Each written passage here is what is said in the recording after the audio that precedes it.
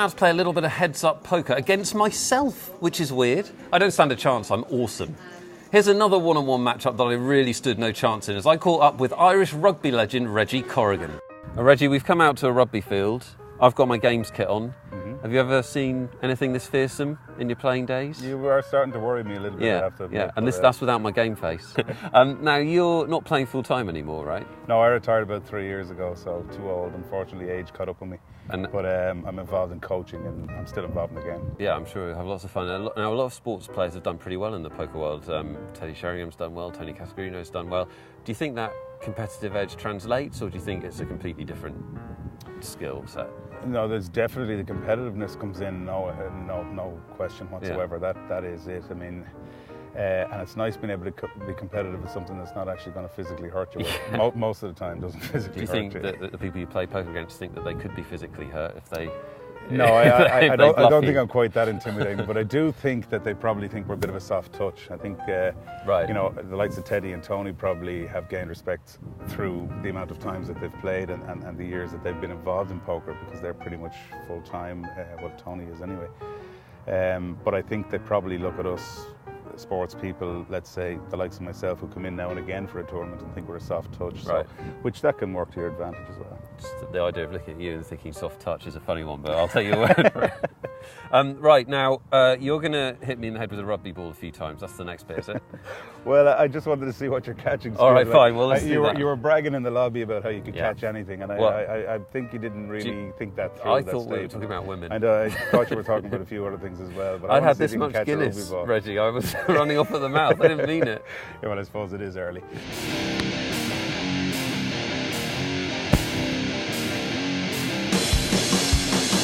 Well, Reg, the most important part of any rugby session, the celebration.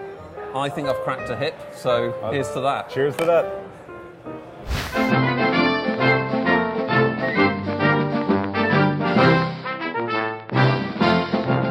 The Fact Festival is a go. Day 3 of the UK IPT here in Dublin, and we would resolve our final table lineup with some more fast and furious play at the tables. Tom Kitt will go into tomorrow as your chip leader. However, special mention to Max Silver, or back-to-back Max as the kids are now calling him, after he makes his second UK IPT final table in a row. Here is your full final table rundown.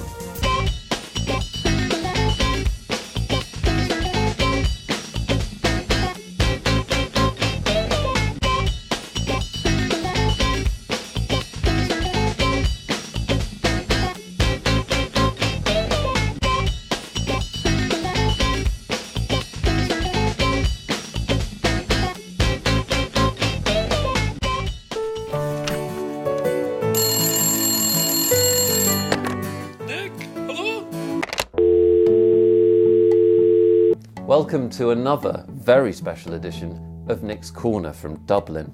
Very special because this time it's a gratitude edition. I consider gratitude, or gratefulness, one of the top 4 most important emotions. I try and be grateful for something different every day. For example, today I'm grateful for my looks, which mean I'll never have to have a proper job like you. I'm also grateful for Nick's Corner, which allows me to share my world with you. Let's go to the email, shall we? Our first one is from Rich in Belfast. Rich writes, will you be writing a book anytime soon? I will, Rich. It's about my time in poker. It's called Split Pots and Broken Dreams.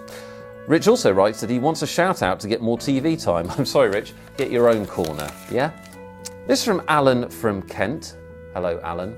Alan writes, have you ever shot an angle? I have shot an angle. I shot 165 degrees once, a massive angle. It was absolutely livid. Sorry, that one was a bit obtuse.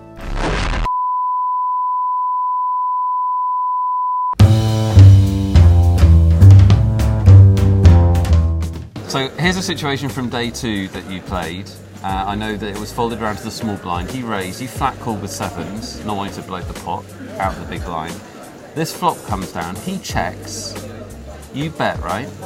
Yep, I bet 2/3 pot, 2,500, and he shoves all in. And he shoves, so he's check shoved this flop. Yeah, and it's very tough because he was pretty tight to that point, and that's why I didn't re-raise pre-flop, because he'd given me 2 walks. So I actually gave him credit for his hand pre-flop, and when he checked me, I thought, oh, okay, he had an ace and he missed, and I have my pocket pair, I can bet and take it down. Happy days. Yeah, the check shove for 14,000 more was not in the list of plans.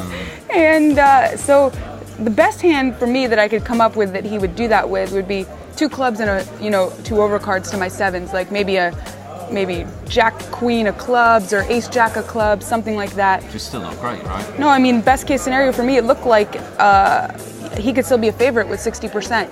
I guess he could have a pocket pair lower than mine, higher than 3s, but it's still very risky because if I hit the 10, he's basically drawing dead. So I also thought he could have an overpair, or, I didn't really know his skill level, and a lot of amateurs will overvalue a hand like Ace Queen or Ace King and do that with that hand there, which that hand still has 25% equity against me. But I felt the most likely situation was that I had the best hand but was a dog to 2 overcards and a flush draw, and given the fact that I felt in a relatively weak field of a €500 buy-in event that this was too much of a gamble for me to make this call.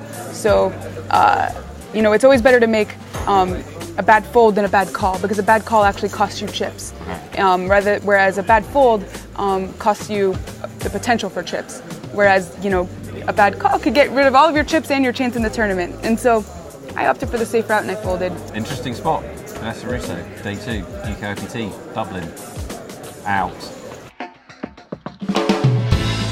Final table time at the UK IPT Dublin, and while the final table was going on, a very special side event, a charity bounty tournament featuring some amazing bounties, including World Series of Poker champ Noel Furlong, that's Reggie Corrigan, the rugby star, charity founder Padraig Parkinson, Jim Rock, the boxer, and there's a player that went out quite early on.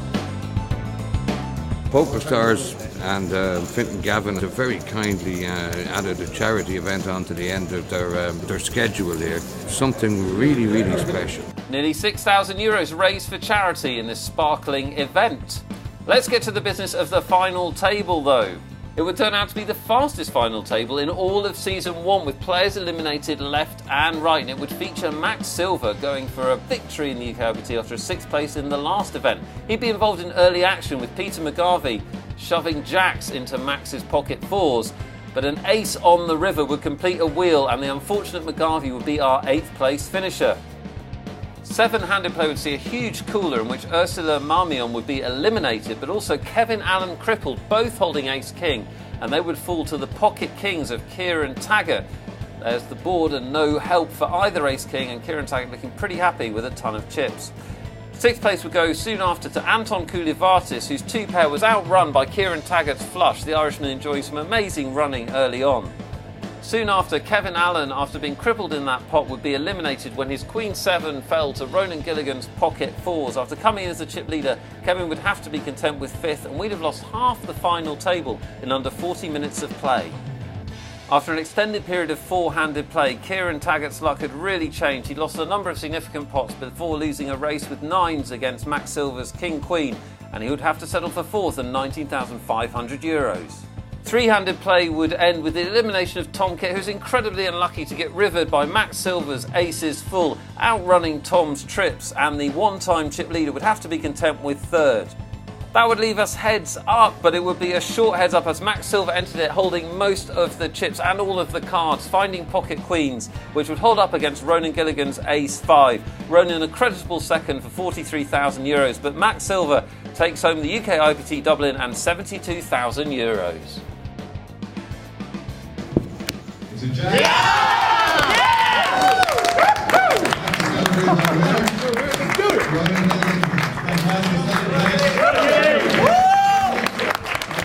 Let's hear from the UK IPT Dublin champion, back-to-back Max Silver, who turned silver into gold.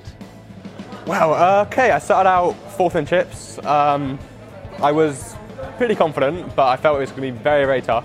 And everything went crazy straight away. I sucked out 4s against jacks to start it off, and then we had 4. So we had 4 left after half an hour.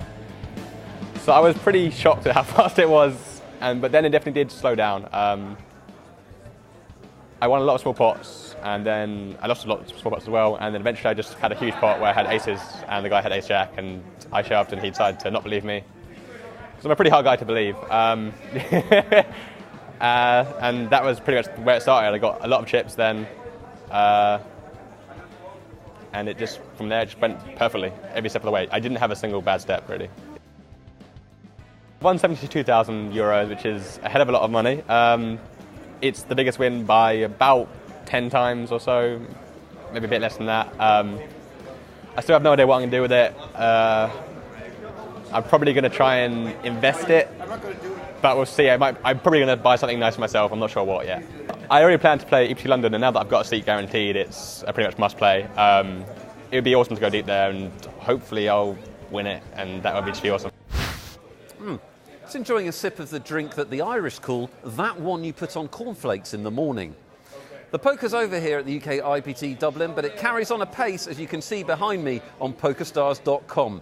You can get on there right now and qualify for our grand final in London in just a few weeks' time. So stop watching this and start doing that. Word to your mother.